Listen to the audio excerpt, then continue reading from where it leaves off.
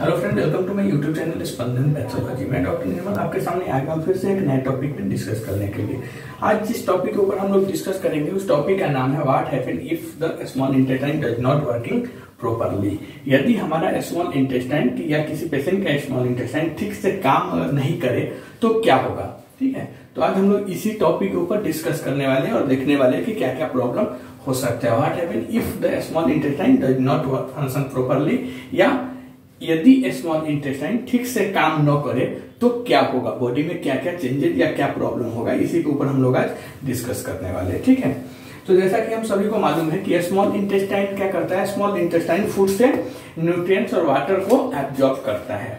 आपको function of small intestine में मैंने बता दिया था, फंक्शन मतलब स्मॉल इंटेस्टाइन का क्या काम है उसमें आपको बता दिया गया था कि क्या काम है। बट फिर भी एक ओवरव्यू में हम देख लेते हैं कि स्मॉल इंटेस्टाइन क्या करता है, फूड से न्यूट्रिएंट्स और वाटर ऑब्जर्व करने का काम करता है। ऑब्जर्व मतलब अवशोषित करके बॉडी को देने का काम करता है। ओके, नेक्स्ट जो है इसमें, यदि ये स्मॉल इंटेस्टाइन काम करना बंद कर दे तो क्या होगा, बॉडी में क्या चेंजेस हो सकते हैं। तो यदि स्मॉल इंटेस्टाइन काम करना बंद कर दे या इसमें कुछ प्रॉब्लम हो जाए, इफ सपोज मान के चलिए कि यदि स्मॉल इंटेस्टाइन अपना काम करना भूल जाए, काम करना बंद कर दे, या इसमें कुछ प्रॉब्लम हो जाए किसी डिजीज की वजह से, ओके, तो क्या होगा।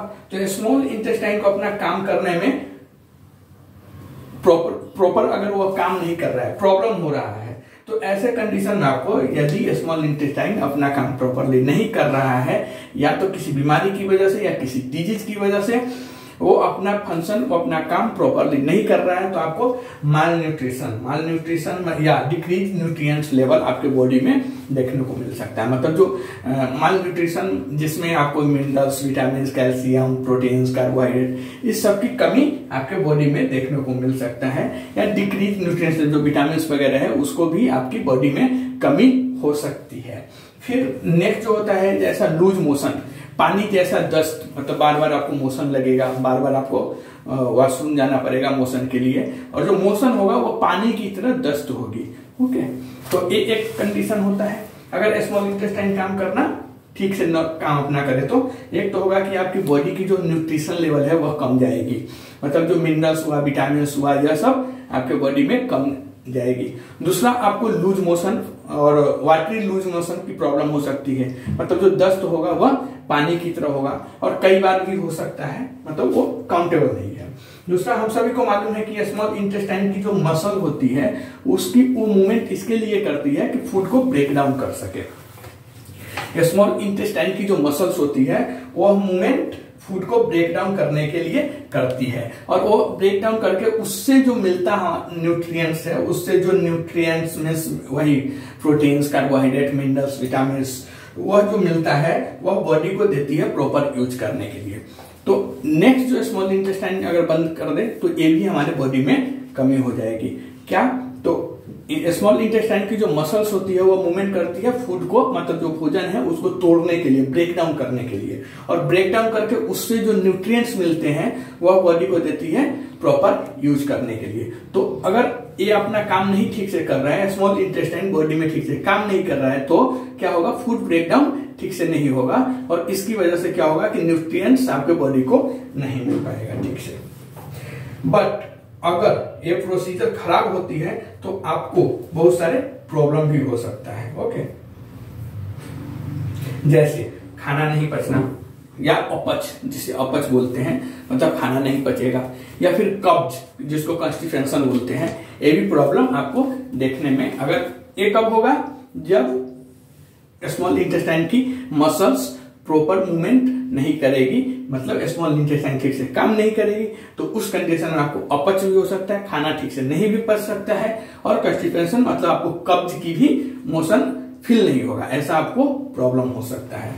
नेक्स्ट है, अगर स्मॉल इंटेस्टाइन में किसी इन्फेक्शन की वजह से, मतलब कोई भी इन्फेक्शन हो सकता है, पैरासिटिक भी हो सकता है, या बैक्टीरियल भी हो सकता है, वायरल भी हो सकता है, तो किसी इन्फेक्शन की वजह से स्मॉल इंटेस्टाइन में अगर स्वेलिंग हो जाता है या हो सकता है, तो उसकी वजह से आपको पेट में क्या होगा, तो एब्डोमिनल पेन, पेट में दर्द होगा, वोमिटिंग होगा, नोजिया होगा, तो इस सब टाइप की अगर प्रॉब्लम है तो स्मॉल इंटेस्टाइन प्रॉपर अगर ठीक से काम नहीं कर रहा है तो इसकी वजह से होता है। तो पहला तो जो माल न्यूट्रिशन है उसका डिक्रीज, वाटर एब्जॉर्प्शन का डिक्रीज, मतलब वो सब कम जाएगी आपकी बॉडी की। स्मॉल इंटेस्टाइन को प्रॉपर वो अपना फंक्शन नहीं कर रहा है, अपना काम नहीं कर रहा है, तो उसकी वजह से। दूसरा, आपको अपच, खाना ठीक से नहीं पचेगा। फिर कब्ज वो हो सकता है, पेट में दर्द हो सकता है, मतलब एब्डोमिनल पेन, वोमिटिंग हो सकता है, नौजिया मतलब उल्टी होने की तरह होगा। तो इस सब कंडीशन में स्मॉल इंटेस्टाइन ठीक से काम नहीं करता है, जिसकी वजह से यह सब हो जाता है। नेक्स्ट हम अभी देखेंगे कि condition and disorders, small intestine के जो डिजीज है वो कौन कौन से मोस्ट डिजीज मतलब हम लोग को देखने को मिलेगा या मिलता है।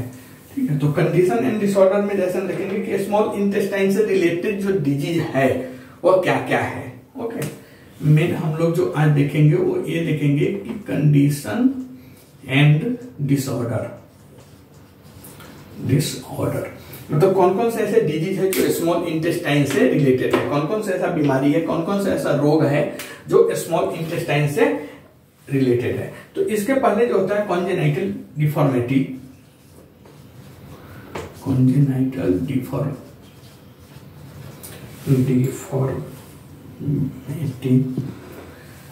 okay, genital deformity, growth and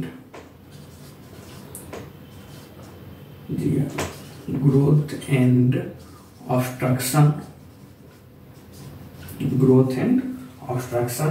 chronic disease and infection,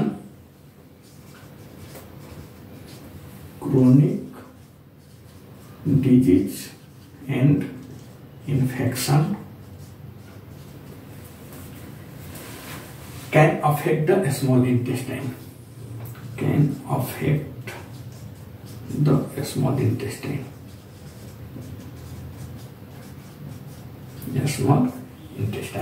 मतलब क्या है कि कॉन्जेनाइटल डिफॉर्मिटी, इसकी वजह से क्या होता है, मतलब जन्मजात विकृतियां। जन्मजात मतलब जो जन्म लेने से पहले से ही, जो बोलते हैं ना जन्म के साथ ही अगर कोई जन्म ले रहा है और साथ में ही उसको कोई प्रॉब्लम आ रहा है तो उसे हम जन्मजात बोलेंगे। तो जन्मजात अगर कोई बीमारी है, ठीक है, या कुछ उसके ऊपर से जन्मजात मतलब वो जन्म लिया उसी समय से अगर उसके कुछ स्मॉल इंटेस्टाइन में प्रॉब्लम है या बॉडी के किसी भी पार्ट्स को अगर कोई नुकसान है तो उसको जन्मजात बोलते हैं।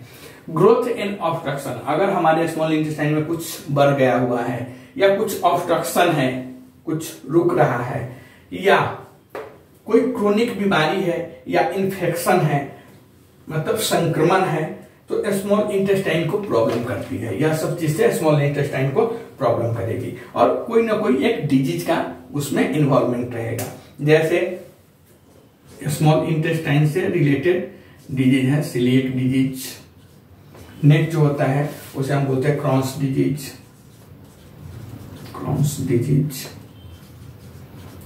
नेक्स्ट जो होता है इरिटेबल बाउल सिंड्रोम।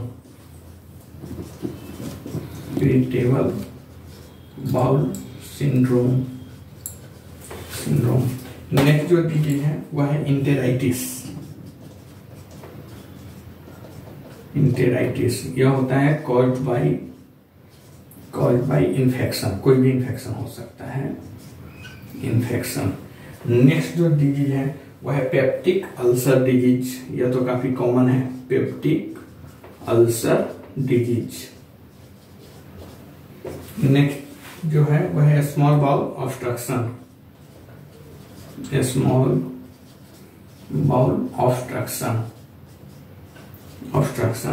नेक्स्ट जो डिजीज है वह है इंटेस्टिनल स्यूडो ऑब्स्ट्रक्शन।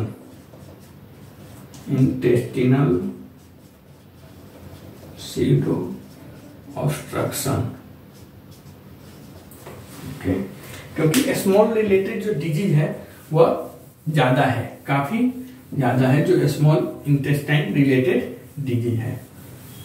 तो आइए हम देखते हैं कौन कौन सा डिजीज है। तो अभी तक हमने देखा कि इंटेस्टिनल स्यूडो ऑब्स्ट्रक्शन, दूसरा होता है small intestine bacterial overgrowth. Small intestine bacterial overgrowth, इसको हम लोग बोलते हैं SIBA, सीबा के नाम से भी जानते हैं। ओके, दूसरा होता है short bowel syndrome, short bowel syndrome, SINDROME syndrome. Okay, superior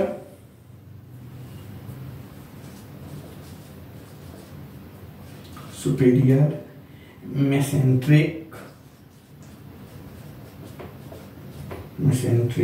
artery syndrome.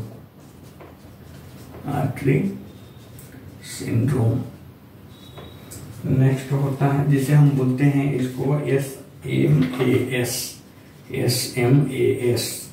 Next होता है नेक्रोटाइजिंग इंटेरोकोलाइटिस,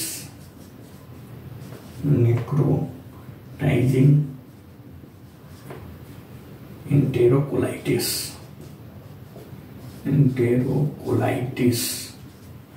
नेक्स्ट डिजीज होता है डियोडेनल, DENAL, डियोडेनल एट्रेसिया।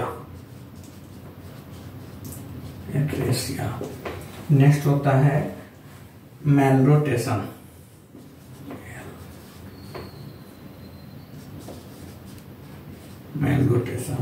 नेक्स्ट होता है इंटरसेप्शन,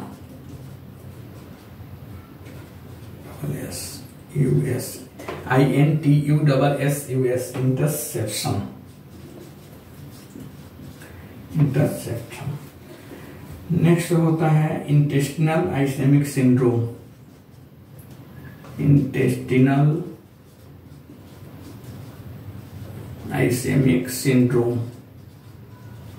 नेक्स्ट डिजीज होता है इंटेरोसेली, ओके, जिसे हम स्मॉल बाउल प्रोलैप्स के नाम से भी जानते हैं। और नेक्स्ट होता है स्मॉल इंटेस्टाइन कैंसर, जो लास्ट है स्मॉल इंटेस्टिनल कैंसर। तो इस ढंग से हमने देखा कम से कम 14-15 टाइप्स के जो डिजीज होते हैं वह स्मॉल इंटेस्टाइन से रिलेटेड होते हैं। कौन कौन से डिजीज होते हैं? तो पहला डिजीज जो स्मॉल इंटेस्टाइन से रिलेटेड है वह कब होगा? तो अगर आपको कुछ तो जैसे कंजेनाइटल डिफॉर्मिटीज है, या फिर ग्रोथ एंड ऑब्स्ट्रक्शन, या फिर क्रोनिक डिजीज या कोई क्रोनिक इन्फेक्शन है, उसकी वजह से यह बीमारी सब हो सकता है। मतलब जन्मजात विकृतियां हो सकती है, या आपके स्मॉल इंटेस्टाइन में कुछ बढ़ गया है या कुछ घट गया हुआ है उसकी वजह से, या फिर कोई क्रोनिक बीमारी है, कोई पुरानी कोई आपके बॉडी में कोई पुराना बीमारी है या कोई इन्फेक्शन है, तो ये बीमारी सब आपको होने का चांसेस हो सकता है। जैसे celiac disease, Crohn's disease, irritable bowel syndrome या इंटेराइटिस, वो इन्फेक्शन होता है। Next peptic ulcer disease, small bowel obstruction disease, intestinal pseudo obstruction disease, small intestinal bacterial overgrowth disease, short bowel syndrome disease, superior mesenteric artery syndrome, ये बीमारी हो, ये सब बीमारी का नाम है आप, या नेक्रोटाइजिंग इंटेरोकोलाइटिस, डियोडेनल आर्टिसीरा, मैलरोटेशन या इंटरसेप्शन, इंटेस्टिनल आइसेमिक सिंड्रोम या इंटेरोसेली, जिसे स्मॉल बाउल प्रोलैप्स के नाम से भी जानते हैं, या फिर स्मॉल इंटेस्टाइन कैंसर। इतने टाइप के डिजीज आपको हो सकता है। अब हम देखेंगे कि इसको डायग्नोसिस कैसे करेंगे। ये सब बीमारी अगर होता है तो उसको डायग्नोसिस कैसे करेंगे, कैसे पता चलेगा कि यह बीमारी हुआ है। डायग्नोसिस क्या है? डायग्नोसिस तो डायग्नोसिस में जैसे स्मॉल इंटेस्टाइन एक्सरे करके, स्मॉल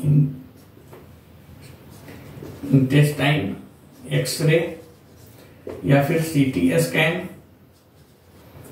स्कैन के थ्रू, या फिर एंडोस्कोपिक अल्ट्रासाउंड,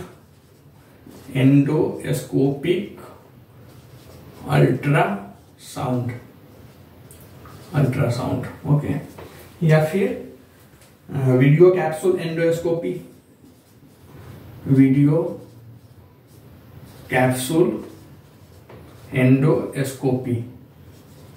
ओके, या फिर आपको इंटेरोस्कोपी, ENTEROSCOPY, इंटेरोस्कोपी, या फिर वैप्सी, या breath test for S pylori, breath test for H. Pylori, PYLORI, pylori infection, या breath test for SIBO, breath test for SIBO का फुल फॉर्म आपको मैंने बता दिया है। SIBO किसे बोलते हैं, ठीक है, जैसे स्मॉल इंटेस्टाइन बैक्टीरियल ओवरग्रोथ। तो ये सब टाइप के डायग्नोसिस से हम पता कर सकते हैं स्मॉल इंटेस्टाइन की कंडीशन। स्मॉल इंटेस्टाइन का डिजीज के बारे में पता लगाने के लिए हमें स्मॉल इंटेस्टाइन का एक्सरे करना पड़ सकता है, या CT स्कैन करना पड़ सकता है, या एंडोस्कोपिक अल्ट्रासाउंड के माध्यम से हम देख सकते हैं, या फिर वीडियो कैप्सूल एंडोस्कोपी, या फिर इंटेरोस्कोपी, या बायोप्सी। इतने सारे टाइप के टेस्ट करके हम स्मॉल इंटेस्टाइन का कंडीशन देख सकते हैं। Breath test for specially H. Pylori infection अगर है तो उसमें ब्रीथ टेस्ट करना पड़ता है, या फिर स्मॉल इंटेस्टाइन बैक्टीरियल ओवरग्रोथ अगर डिजीज है तो उसमें भी ब्रीथ टेस्ट करना पड़ता है, ठीक है। तो इस सब टाइप के टेस्ट करके हम पता कर सकते हैं कि स्मॉल इंटेस्टाइन का कंडीशन क्या है। अब नेक्स्ट हम देखेंगे कि इसका मेडिकल केयर क्या है, मतलब डॉक्टर जो मेडिकल केयर मतलब डॉक्टर इसको कैसे ट्रीट करते हैं, या डॉक्टर इसको कैसे इलाज करते हैं। अगर स्मॉल इंटेस्टाइन में किसी को प्रॉब्लम हो जाता है, कोई भी प्रॉब्लम हो जाता है, तो उसको कैसे ट्रीट किया जाता है, उसको कैसे ठीक किया जाता है। तो इसका कुछ प्रोसीजर है, जैसे मेडिकल केयर में क्या क्या प्रोसीजर अपनाया जाता है। तो पहला होता है एंडोस्कोपी,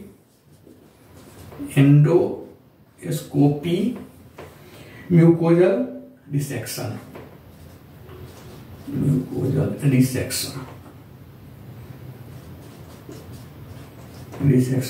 दूसरा प्रोसीजर है small bowel dissection,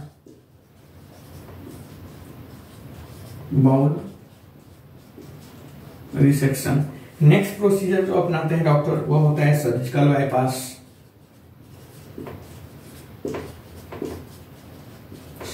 bypass. Next procedure है जैसे इलियोस्टोमी बोलते हैं, इलियोस्टोमी। तो यह सब एक प्रोसीजर है, मेडिकल प्रोसीजर है जो डॉक्टर के द्वारा अपनाया जाता है स्मॉल इंटेस्टाइन रिलेटेड डिजीज में। तो आज जैसा हमने देखा कि यदि हमारा स्मॉल इंटेस्टाइन फंक्शन प्रॉपरली नहीं करता है तो क्या हो सकता है। फिर हमने देखा कि स्मॉल इंटेस्टाइन से रिलेटेड कौन सी डिजीज है, कौन सा कंडीशन है, तो हमने देखा। उसके बाद हमने देखा कि diagnosis of small intestine disease, अगर स्मॉल इंटेस्टाइन में कुछ प्रॉब्लम है तो उसके लिए हमें डायग्नोसिस करने के बाद ही पता चलेगा। तो कौन कौन से डायग्नोसिस टेस्ट करेंगे जिससे पता चलेगा। एंड नेक्स्ट हमने देखा कि मेडिकल केयर में प्रोसीजर, कौन कौन से प्रोसीजर अपनाते हैं स्मॉल इंटेस्टाइन के डिजीज को ठीक करने के लिए। ओके, तो अभी हम लोगों ने इतना सारा देखा। नेक्स्ट वीडियो में मिलते हैं फिर से आपके साथ एक नया टॉपिक लेकर, तब तक के लिए थैंक यू।